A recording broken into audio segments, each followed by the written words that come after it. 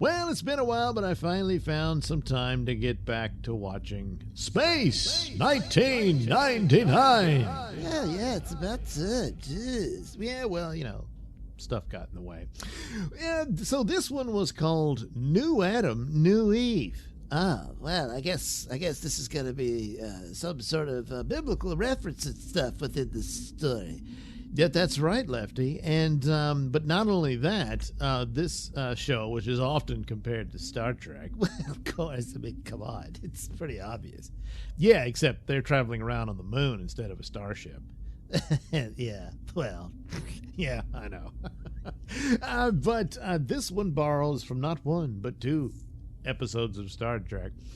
Of course, there was the plot of the original pilot that wasn't aired, but they did reuse it for the Menagerie two-part episode in the original Star Trek, where, Captain Pike was captured by the Telosians, and the whole thing was they wanted him to breed with their captured girl, a new race to inherit their world. yeah, they were treating them like lab animals or something, an experiment. Yeah, something like that. And also, there was the episode where the Enterprise met Apollo. Yeah, that guy in the toga. Yeah. Well, of course, it turns out he really was Apollo. It's just that whole idea that, myths about gods and whatnot was based on aliens visiting the world. Yeah, okay. So that's what this one does? Well, yeah, kind of. So, they're traveling around on the moon. Yeah, well, and they things go haywire and stuff, and then all of a sudden the culprit behind it appears, and it's this guy in a robe, a moo-moo. a moo-moo. Yeah, except he wasn't fat, but and he declares that he's God. Oh, okay. Yeah, that's what he says. Calls himself Magus, which is significant to the Bible, but we'll get to that later. And he it tells them that he wants to start over with humanity, and he's got a new planet for them to live on, and he selects Koenig, Dr. Russell, and what's her name, Maya. Oh, yeah, the shapeshifter girl with the sideburns. And I don't know, the stupid pretty boy guy they put on the show in the second season. Yeah, I guess he was supposed to be the replacement for that Victor guy, but he wasn't all that great. They never explained what happened to Victor. Yeah, I don't know. They just didn't. So anyway, they don't really have much of a choice. The guy's really powerful because he says he's God, And so he selects the four of them, and they hop aboard an eagle and fly down to the planet. And then once they're there, Magus, also known as God, declares they're going to stay there for the rest of their lives and produce a new human race for him to guide to the right way of living. And I don't know, I guess the moon people will just be sent on their way. Of course, Koenig's not too happy about this. Well, I guess not. No. I guess one of the original aspects of their plot was Magus wanted Koenig to bang Maya, and for Tony to bang Dr. Russell. But like Koenig and Dr. Russell are already in love and stuff, and I think Maya and Tony have a crush on each other. Yeah, well, he decided to mix it up for his own entertainment. He's a bit of a pervert, isn't he? Yeah. Oh, yeah. Well, that wasn't gonna work out. Well, he fixed it to where if Koenig tried to touch Dr. Russell, they would get an electric shock, and vice versa for the others. What? Yeah. They kind of dropped the ball on him when Maya turned into a bird. Tony could touch the bird. Well, I guess if she just turned into something else. Yeah. I mean, she could have turned into Dr. Russell if she wanted to, but... Oh, so that's how she makes it easy for Koenig, No, not really. They end up making out. What? Yeah, well, the moon's out and stuff. That's it? Yeah, I guess I thought they were going to say Magus was like doing some kind of magic on him or something. But, once they were alone, they just started making out. And same thing with, Dr. Russell and, what's his name, Tony. My God, they're just trash. Yeah, pretty much. So they run into some trouble with some beast creatures or whatever. And then Mega shows up, saves him from that. But then they discover these tunnels. They go snooping around. He keeps telling them to stay in their place, but of course they don't. And but then he leaves. Interestingly enough, they do reveal this. When it's nighttime, he doesn't show up. So he's scared of the dark, but he's God. Yeah, well, they do explain that. Okay. So he meets, or they meet this other creature down there, and you begin to catch on that there's other people on the planet that this Magus guy has been experimenting on. And so, of course, Magus is upset about their snooping. Yeah, he doesn't want him to see behind the curtain. Or behind his robe.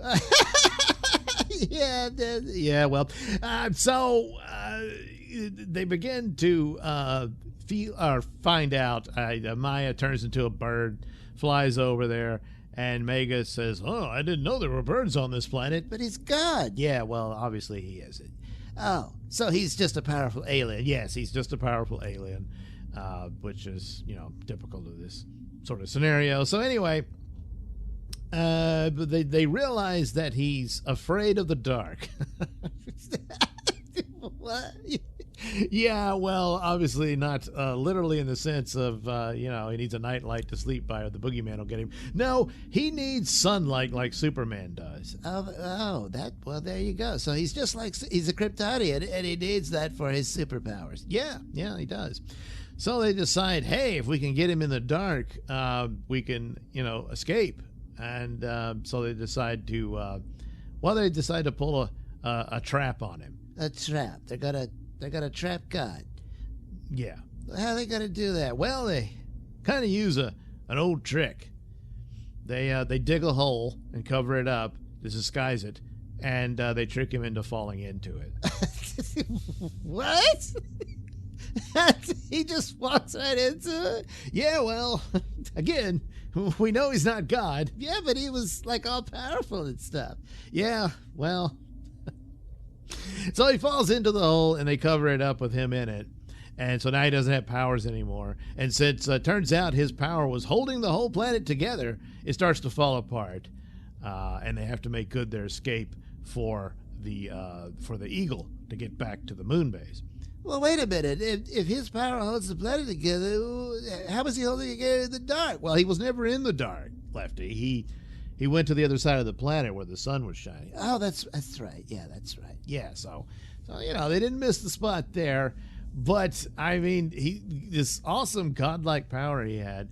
But the second he's not in sunlight, it shuts down. So, yeah, that's pretty stupid. I mean, it's like, Superman is like, he stores the energy in his body. So even if you shut off the sun, because he operates at night too, he's still got some reserves there. Yeah. You would think it would take a while.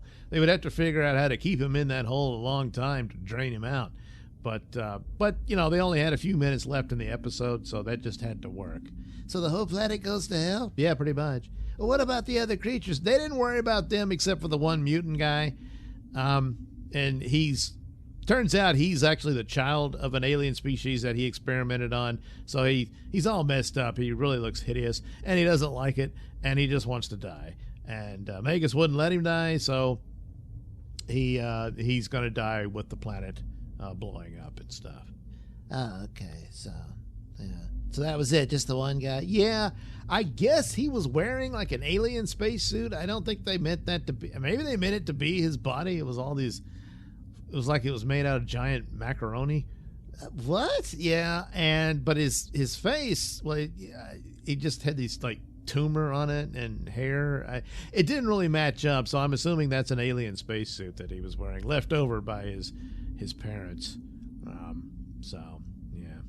Well, all right. So you said the name Magus was significant. Oh, right. So he claims, and this is another thing they take from Star Trek. Oh my God. Yeah, they had the character who invented the android woman, and he wanted to fall in love with her, but she didn't. So he used Kirk to turn her on, and then he wanted to get rid of Kirk so he could have her for his girlfriend. Oh yeah. I think I remember that. Yeah, but she loved Kirk romantically, but she only loved the other guy for, as a father. Oh, that's creepy. Yeah, well, well, it turns out he was an immortal who had lived on Earth and was apparently at one point Leonardo da Vinci. Oh God, what? Yeah. And then there was the Jack the Ripper episode they did, where it was actually a spirit, an evil spirit that possessed bodies over the centuries and ended up on the Enterprise. Yeah, so there's that kind of thing here, where this Magus guy claims, well, he was Simon Magus in the Bible, which was this sorcerer who was trying to figure out how the apostles were committing miracles, or performing miracles, rather. And he died in that story.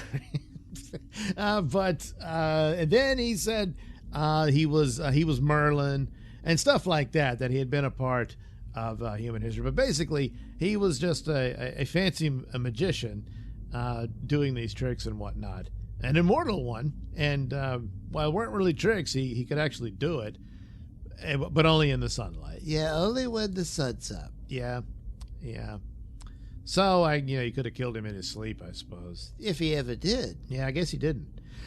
So anyway, as some of the other stupid episodes, especially of season 2. Don't say it. Yeah, this one was probably one of the better ones. Oh my God. Yeah, if that gives you any idea of how bad season 2 of Space 1999 is turning out. But at least it wasn't Brian the Brain. There's that. Yeah, it was just Magus, the false god. Yep, pretty much.